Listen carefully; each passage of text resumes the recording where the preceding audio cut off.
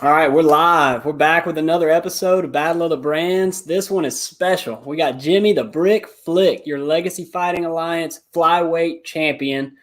Just took the crown recently via arm triangle choke. Thanks for coming on, man. It's great to have you. Let us know. First of all, I see the bling. Show it off. Let the people see it. And, man, appreciate you coming on. Let the people know, what it's like being the champ.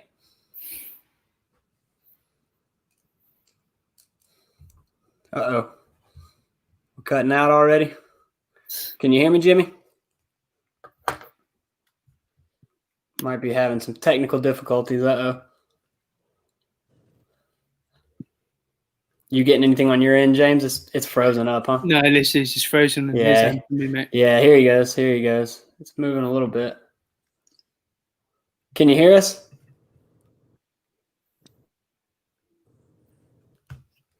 It's starting to move a little bit for me. Yeah, same. I got no audio. Just had those glimpses. Yeah, I know. Here, I'm going to switch this up a little bit. Oops. Let him be the...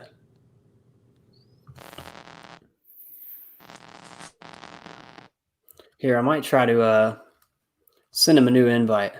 Let's try that.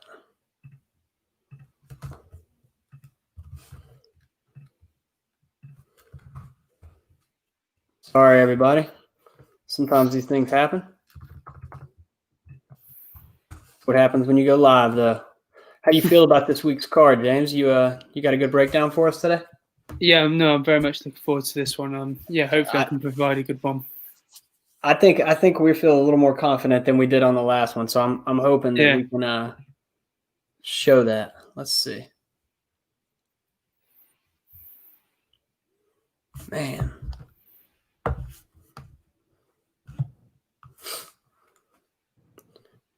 Second time's the charm, maybe. Can you hear me? Yeah, I'm good. I got y'all. Perfect. Well, yeah, once again, congratulations, man. Appreciate you coming on, and I like the bling, brother. Let them know. Yeah, thank you, man. LFA Flyweight CHAMP. Also got the freestyle cage fighting 125 title this year. So strap season, baby. Hell yeah.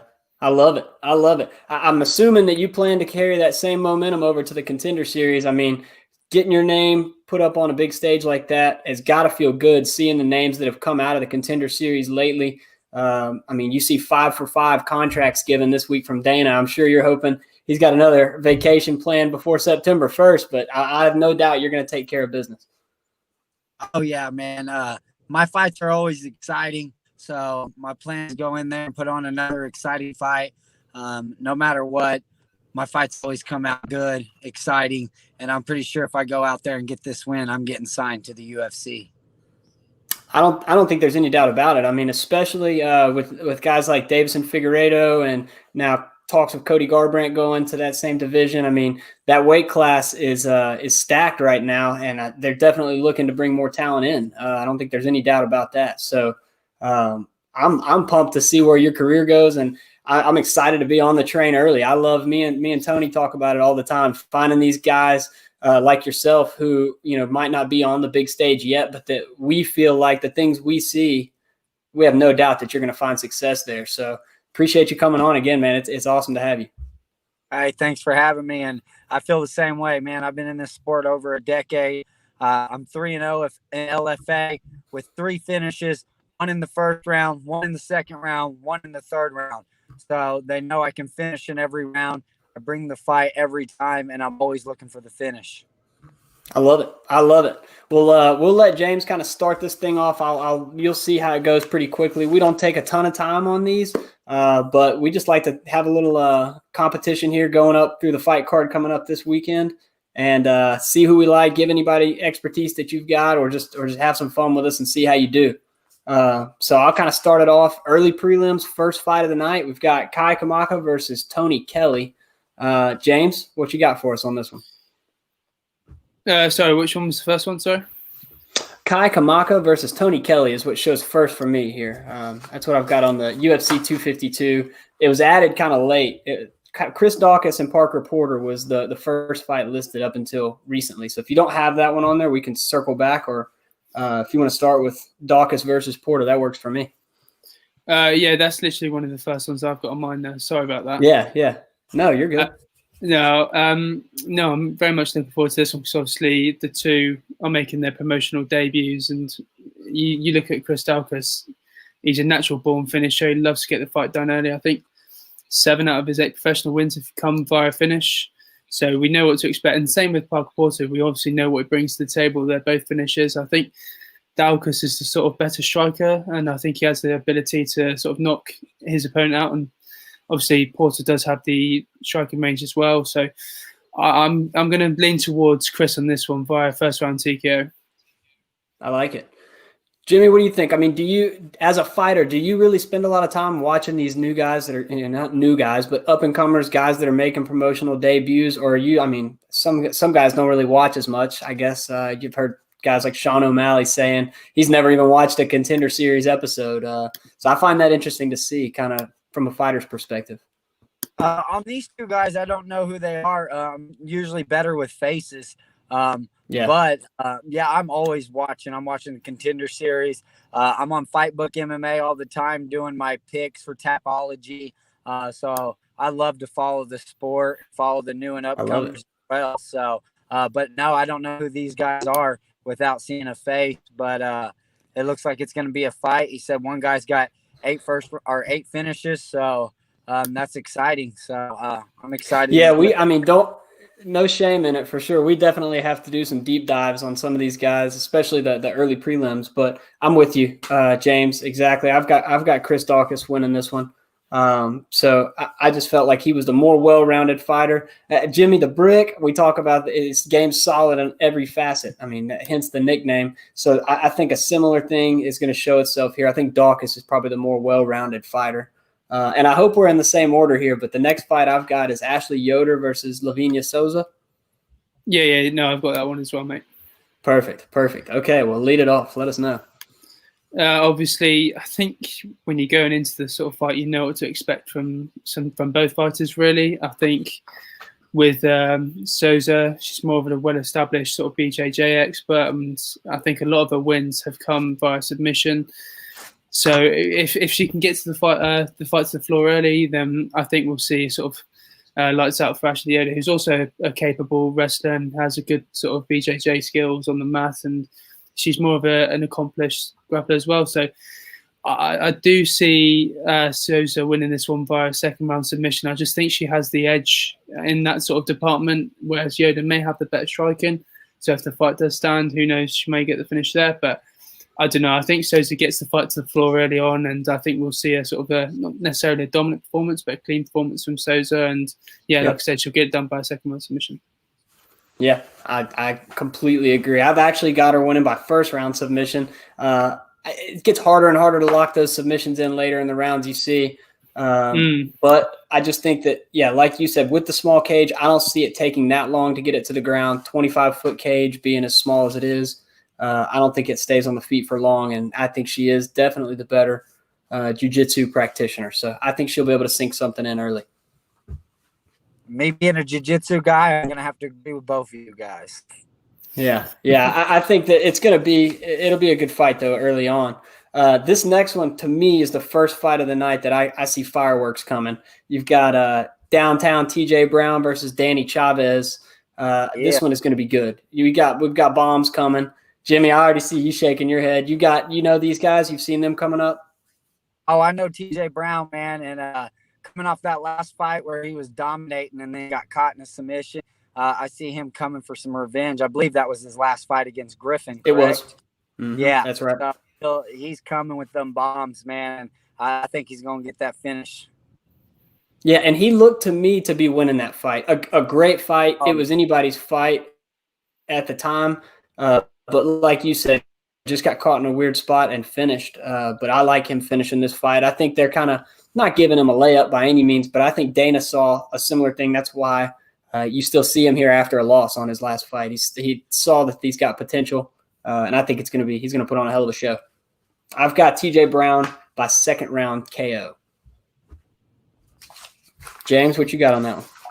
I've taken a different approach on this one. Obviously, with a lot of TJ Brown's fight, he loves to get the fight done inside the distance, and I'm very much looking forward to seeing how TJ Brown steps up against Danny Chavez. I think with TJ Brown, I think he's sort of proven that he's more versatile enough to hold his own inside the cage, and wherever the fight does, take place, whether it's standing, whether it's on the mat, I do think we'll see him. Obviously, we'll see him getting tested, but I'm very confident in backing TJ Brown this one. You said obviously was it a second round TKO or knockout? Yeah, I did say second round TKO or knockout. I'm going for a first round submission for Brown. I really okay, do. Yeah, I like it. Yeah, I wouldn't be surprised, especially if he hits him hard early, if he catches him slipping and gets him on the ground. I just think those hands are definitely going to play a part one way or another. But that gets us to the second women's fight of the night, Felice Herrig versus Virna Jandiroba. I searched and found what I could. I could not really find myself dead set on one or the other. What do you think? I'm kind of torn here. I don't know. I think obviously when you look at Felice, she's obviously not competed since the Michelle Watson loss, I believe, when she lost via decision, and that was way back when in 2018.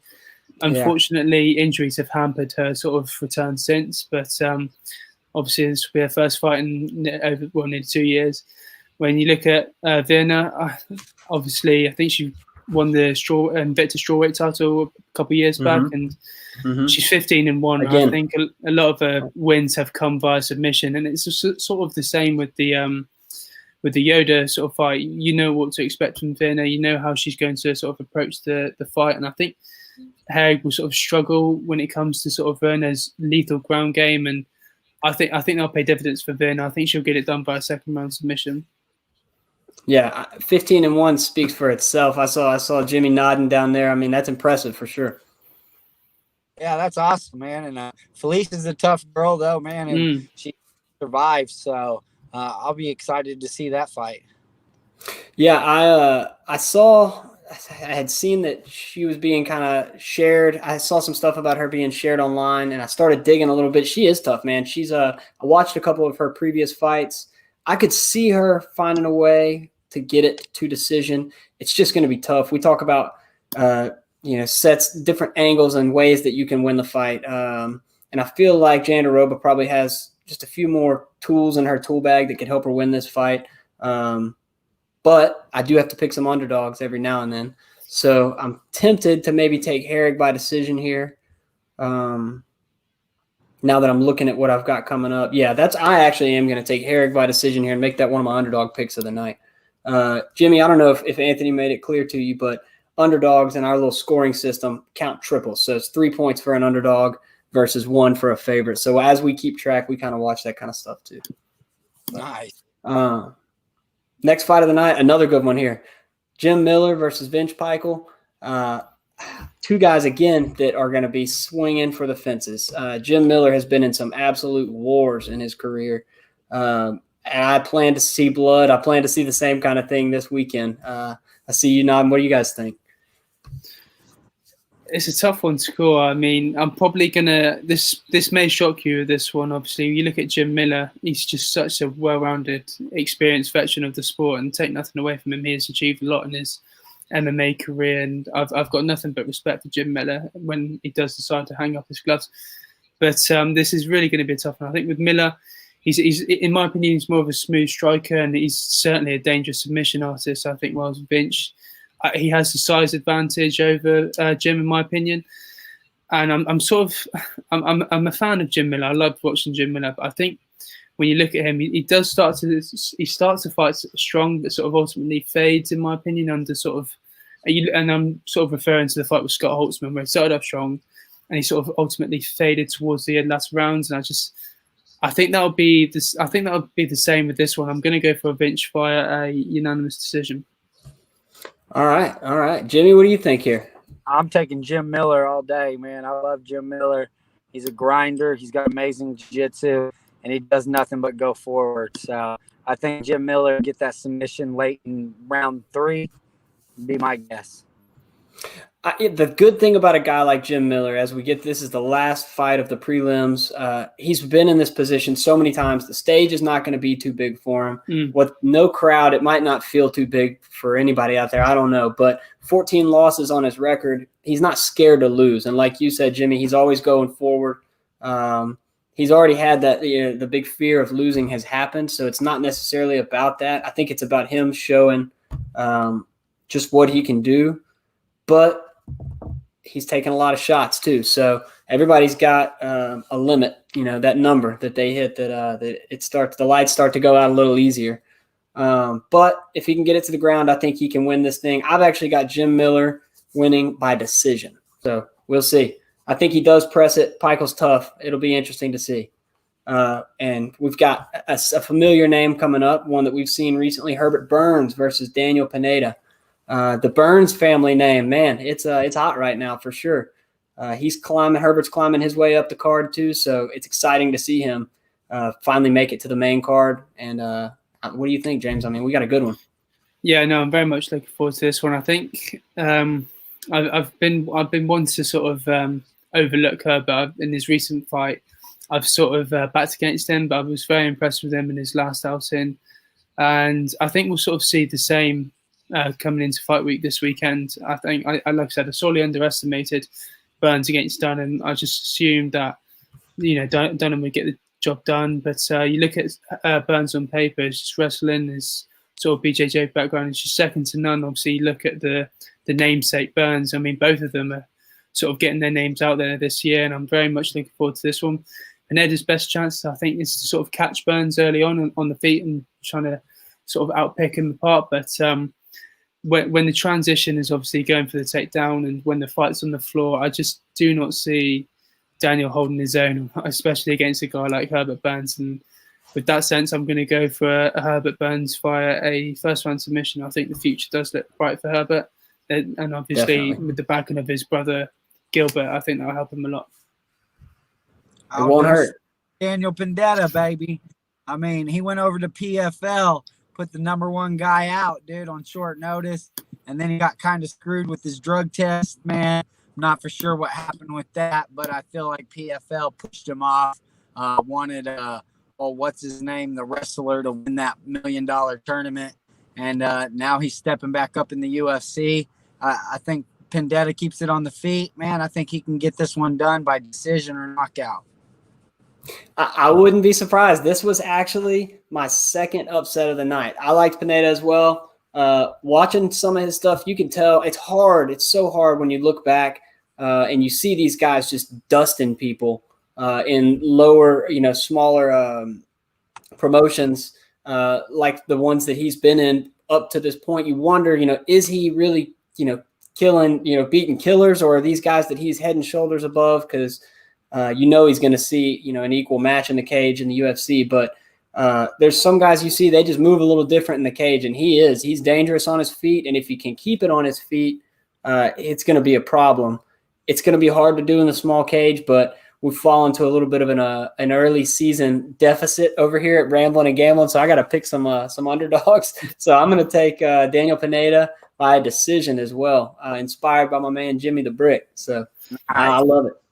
I love it. Next fight of the night, we got John Dodson and Merab Dvalishvili. Clash of styles, big time. This is going to be, it's not two guys that fight similarly really at all. So I'm interested to see kind of what you guys think on this one too.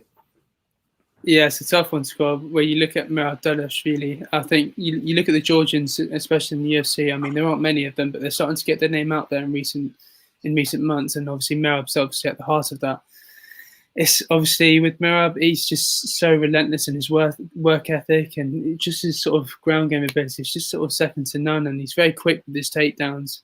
But with that being said, you look at John Dodson, he is no walkover. He's been around the game for such a long time in the UFC, and I think this is a tough one to call. I've seen so many people sort of they're sort of 50-50 with this one. I think with the Dodson, he sort of excels in his stand-up, and that might sort of benefit and help him against a guy like Merab. But if Merab gets the fight to the floor early on, then we just may sort of see a one-sided affair. I do not see how John will be able to sort of deal with that amount of pressure on the mat and as much as I'm a big fan of John, you know, you've got nothing but respect for what he's achieved over the years. I'm going to go for Dvalishvili via decision. Yeah, I would have to agree. John Dotson's a tough dude, but I think it's a bad matchup for him. Unless he knocks him, I see it going to a decision and a lot of clinch, a lot of grinding, and a lot of takedowns from however you say his name. Yeah, no, absolutely. John Dodson would love to be able to stick and move, and in a full-size cage, I think he probably would do just that. But with the cage being the size it is, and just watching all these fights recently, these guys that have that kind of, you know, grind it out in the clinch style, they just seem to be kind of taking the whole UFC by storm right now. I think this is just going to show that again. It might not be the fight that every fan wants to see, but it definitely will be a test for both of these guys. I see Dvalishvili winning by decision as well. Which brings us, hey, if you ever had problems with not knowing who this guy was or that guy was, I think these last three fights we're all going to know, you know, who everybody is. We've seen these guys, starting with Junior Dos Santos, who we've been seeing for years now, getting to test himself against Jairzinho Rozenstruik. It's going to be so fun to watch. This is not the first time we've seen JDS go out there and take a fight that people thought he was crazy for taking. And I wouldn't be surprised to see him shock people again with already looking at how fit he looks right now. He looks like he's in better shape than he's been in the last three fights he's had at least. But yeah, take it away, James. Let us see what you think. Yeah, I totally agree with you. I mean, watch some videos of Junior, especially with the countdown and the embedded. And from what I've listened to before that, he's just, you know, changed completely with his diet and his training. You've got nothing but respect for him. He's getting on to, 37, 38. So he's not got a lot left. And to be fair, he's got a lot of motivation to sort of reach his way back up to the top. And, you know, obviously you look at him, the former champion, and you know what to expect with Junior Dos Santos. And I think his best days may be behind him, but I still think he's got a lot to offer. And you look at Jairzinho Rozenstruik, I mean, that man just burst onto the scene, knocking out Arlovski and then taking the fight against Alistair Overeem a month later after fighting Arlovski. It's crazy. He may have been losing all the fight, but to knock him out, you know, with 4 seconds to spare, it's just crazy. And I mean, he'll want to get back on the win streak, even though he's 10-1. There's no shame in losing to Francis Ngannou, but with Dos Santos, I've always been a big fan of him. I think if Rozenstruik's going to get it done, he's probably got to test Dos Santos's chin very early on and sort of pick him apart very in the first round and get it done there. If he doesn't, and the sort of fight seems to drag out into the second and the third round, I think that will sort of lean towards the favour of Dos Santos. And I think he's got the chin to sort of survive Rozenstruik's early pressure. And I think we're going to see Junior Dos Santos take this one via decision. I got Junior. I would not be surprised. Go ahead. Sorry. I think Junior Dos Santos boxing is going to be good, man. I've always loved his boxing. And homeboy's coming off of a knockout, an ugly, quick knockout, man. So to Francis Ngannou. So you don't know how fighters are going to react after that. And I got Junior's knocking him out in the first. Yeah, Junior's boxing is so sharp. I mean, yeah, you go back and listen, I mean, to highly respected fighters and fight analysts, and a lot of them are putting him at the top of their list as far as just pure boxers in mixed martial arts. Rozenstruik still got a lot to learn. I mean, as a kickboxer, he had a record similar to Adesanya. I think he was 28-3 or 28-5, something like that. So impressive for sure. The submission game, it's a problem. If it goes to the ground, it's a problem for Rozenstruik, which is going to be in the back of his mind the whole time. It's going to slow him down just long enough for Junior Dos Santos to catch him. I got Dos Santos via decision. I think he beats him up pretty good, honestly. I think Rozenstruik can hang in there with him. I just don't think Dos Santos necessarily maybe packs that killer punch right now. But with the shape he's in, I could see him tearing him up for 3 straight rounds, to be honest with you. I've got Dos Santos by decision. Probably, I like 2 rounds to 1, but we'll see. I think he could stretch it out. This is my we're not even. Sugar Sean said that it's the main event. It's the first main event and the second main event. He said I'm not the co-main, but he's got his hands full here. Cheeto Vera, Marlon Vera is a problem.